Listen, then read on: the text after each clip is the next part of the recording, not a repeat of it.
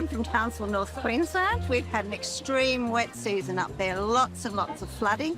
Our gardens are decimated. They've either died or they're overgrown.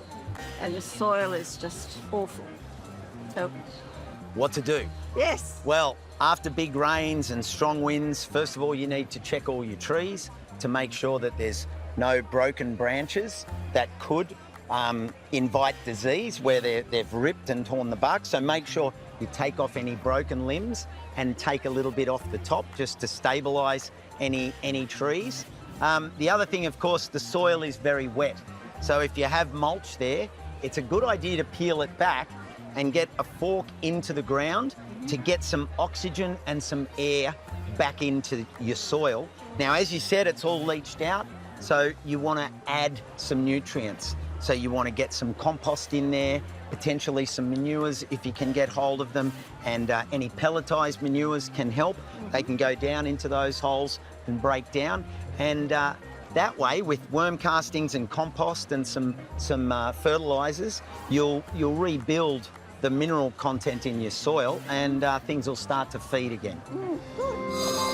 Hey, Wilbur, what do you need to know about your garden? How do you keep your azaleas flowering? Well, lots of water, lots of food, probably enough light is really important because most plants will respond to that.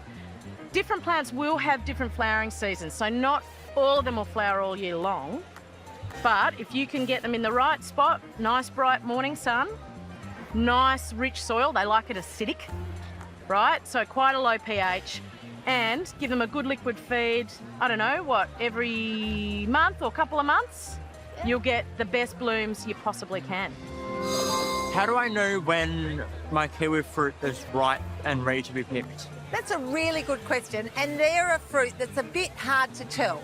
So they ripen late in autumn, almost when the plant's dropping all its leaves off, and they don't ripen on the vine as such. They tend to ripen on your kitchen counter or something like that. So what I'd be doing is towards the end of autumn, feel around. If any fruit's starting to go a bit soft, pick a few, leave them inside for a couple of days and see if they're ready. But they are one of those tricky ones. There's no defined rule. Like, you know, with an apple, when it's ready to pick, you just give it that twist and it comes off in your hand. But kiwi fruit are a little bit trickier. So wait till the end of autumn, try some, bring them inside to ripen and see how you go. Well, my question is, what citrus would you recommend for a beginner gardener? Now, most people would think that as a Greek, I would say Eureka lemon, Yes. but I'm going to push the boundaries a bit, and I'm going to say, what about giving a pomelo a try? Ooh, I actually love them. Really? Yeah, absolutely. Big, thick skin. Yeah. Would you can- put it in a pot? You could grow it in a pot. Yeah. They do well in a pot or in the ground, and the big, thick skin Yeah. gives you something that you can turn into almost a sweet delicacy as well. That's delicious. G'day. Hi Millie, I'm Jane. Hi, Jane. I always love seeing your partner in gardening crime on TV, Squid. Oh, yeah.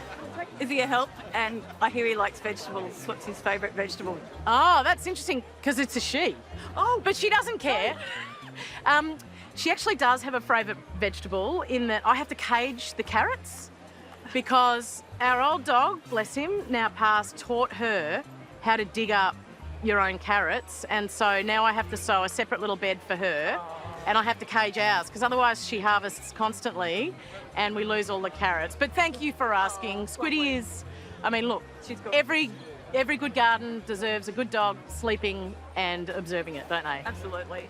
Sophie, I've got this beautiful Hoya inside, but it's just sticky. Like, I don't know what to do with it. It's just really sticky. I've got on the leaves, can you see that? Absolutely. So that is honeydew, and that is a symptom of a sap-sucking pest, either mealybug or scale.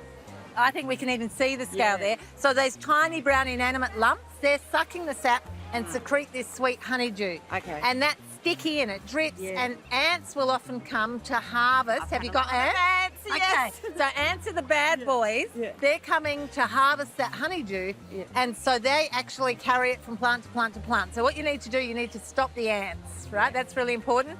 And you need to spray the scale with a horticultural oil, which smothers the scale's breathing apparatus, and it will kill it. But if you don't stop the ants, it will come back. So good luck with that. Thank you, thank you.